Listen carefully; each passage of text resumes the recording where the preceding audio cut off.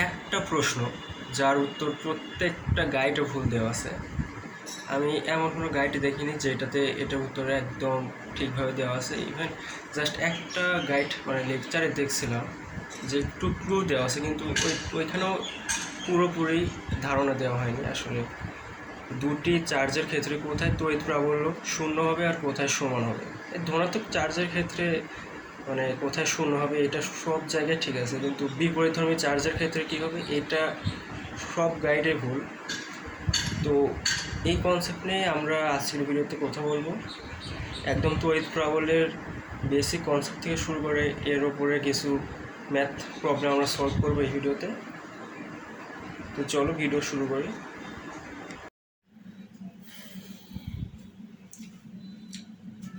আসসালামু আলাইকুম, আমার নাম ইব্রাহিম, আমি এইচএসসি 28 ব্যাচের স্টুডেন্ট। দেশব্যাপী রিফাত ম্যাথ কেয়ার কর্তৃক আয়োজিত দ্য ফিউচার টিচার কনটেস্টের এই পর্বে আমরা তড়িৎ প্রাবল্য নিয়ে আলোচনা করব। তো প্রথমে তড়িৎ প্রাবল্য কি? এক কুলম্ব চার্জের জন্য যে বল তাকেই তড়িৎ প্রাবল্য বলে। তো তার আগে আরেকটা কথা, যে কুলম্বের সূত্র থেকে আমরা জানি দুটি চার্জের মধ্যবর্তী বল এফ সমান আমরা লিখতে পারি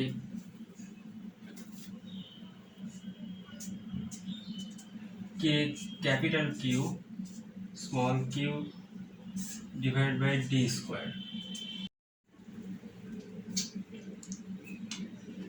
তাহলে এখন কিউ চার্জের জন্য বল এফ, এখন আমাদের দেখতে হবে এক কুলম্ব চার্জের জন্য বল কত, সেটাই হবে আমাদের তড়িৎ প্রাবল্য। তাহলে এক কুলম্ব চার্জের জন্য বল এফ ডিভাইড বাই কিউ। তো আমরা এখানে পরবর্তীতে এফ এর মান বসিয়ে দিয়ে দেখব আমাদের তড়িৎ প্রাবল্যের সূত্রটা ই সমান k capital Q divide by d square.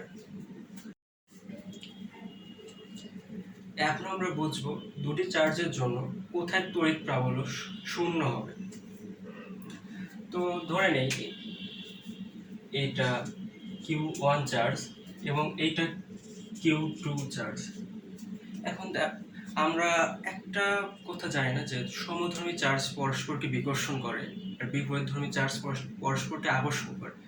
তাহলে এটা যদি Q1 যদি ধনাত্মক চার্জ হয়, তাহলে এটা +1 কুলম্ব চার্জকে ডান দিকে বিকর্ষণ করবে, এবং Q2 যদি ধনাত্মক চার্জ হয় তাহলে এই Q1 কে বাম দিকে বিকর্ষণ করবে। আমরা ধরে নেই Q1 এর ক্ষেত্রে এটা F1 এবং Q2 এর ক্ষেত্রে এটা F2।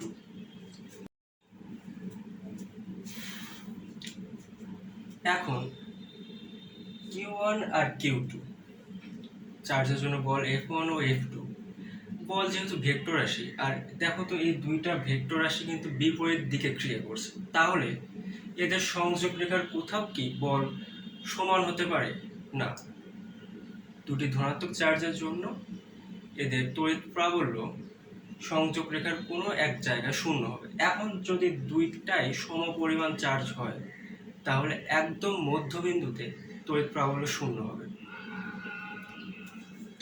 তো এখানে ধরো F1 সমান আমরা লিখতে পারি Q1 ডিভাইড বাই দূরত্ব। তো দূরত্ব এখান থেকে আমরা ধরে নিব এতটুকু x, তাহলে এতটুকু হবে d মাইনাস x।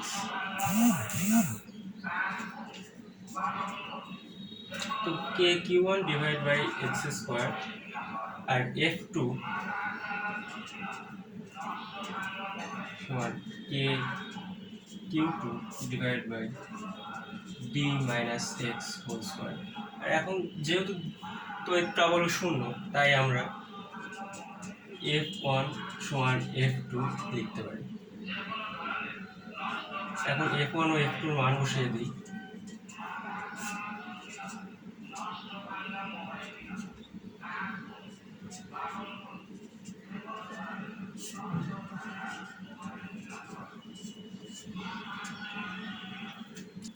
তো এইবার দুটি বিপরীতধর্মী চার্জের ক্ষেত্রে কি হবে সেটা দেখে নিই। অর্থাৎ যদি একটা পজিটিভ চার্জ হয় এবং একটা নেগেটিভ চার্জ হয়, তাহলে তখন কি হবে, কোথায় তড়িৎ প্রাবল্য শূন্য হবে এবং কোথায় সমান হবে। চলো দেখো, এই দুইটাই পজিটিভ, তাই এরা পরস্পরকে বিকর্ষণ করবে। Q1 চার্জ প্লাস 1 কুলম্ব চার্জকে ডান দিকে বিকর্ষণ করে, ধরে নেই এটা F1, আর Q2 নেগেটিভ আর প্লাস 1 কুলম্ব যেহেতু পজিটিভ, তাই বিপরীতধর্মী চার্জ হয় এরা পরস্পরকে আকর্ষণ করবে। তাহলে কি হচ্ছে দেখো তো, এই -Q2 এইটাও কিন্তু একই দিকে আকর্ষণ করছে, আর ধরে নেই এটা F2। তাহলে আসো এখন F1 সমান আমরা লিখতে পারি কে Q1 ডিভাইড বাই দূরত্ব এখানে ধরে নেই আমরা x, আর এই দূরত্ব ধরে নেই d minus x।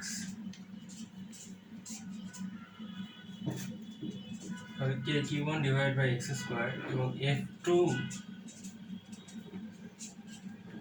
K Q2 divide by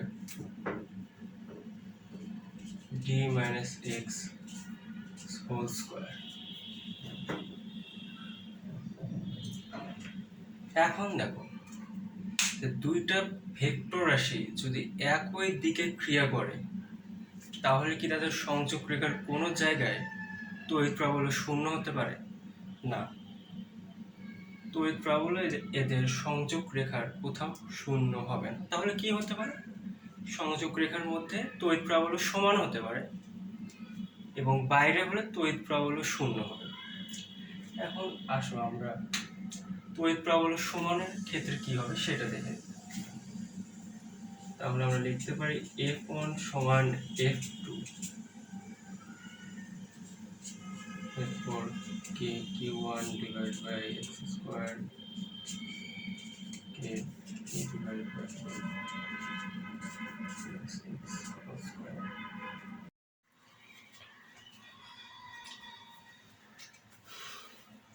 আচ্ছা, দুইটি বিপরীতধর্মী আধানের ক্ষেত্রে তড়িৎ প্রাবল্য কোথায় শূন্য হবে, এটা তোমরা মনে রাখবে যে সব সময় ক্ষুদ্রতম আধানের নিকটে তড়িৎ প্রাবল্য শূন্য হয়। বিপরীতধর্মী চার্জের ক্ষেত্রে হ্যাঁ, এটা সংযোগ রেখার মধ্যে হবে না, কিন্তু এটা সংযোগ রেখার বাইরে হবে এবং ক্ষুদ্রতম আধানের নিকটবর্তী। তো আমরা ধরে নিই -Q2 এটা ক্ষুদ্রতম আধান, তাহলে এইটা থেকে x দূরত্বে +1 কুলম্ব আধান স্থাপন করলে তড়িৎ প্রাবল্য শূন্য হবে। কিভাবে শূন্য হবে? এই দেখো, -Q2 আর +1 কুলম্ব এটা বিপরীতধর্মী না, তাই -Q2 এটাকে নিজের দিকে আকর্ষণ করবে। আমরা ধরে নিই এইটা F1, আর +Q1 আর +1 কুলম্ব বিপরীতধর্মী, তাই +Q1 +1 কুলম্বকে ডান দিকে বিকর্ষণ করবে। আমরা ধরি এটা F2, তাহলে Q1 আর +1 কুলম্বের মধ্যবর্তী দূরত্ব কিন্তু হবে d প্লাস x।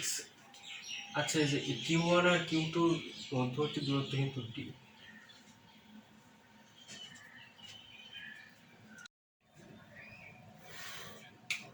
এখানে দুইটি ভেক্টর বিপরীত দিকে ক্রিয়া করে, তাই তড়িৎ প্রাবল্য শূন্য হবে। এখন আসো এটা আমরা লিখতে পারি F1 সমান F2,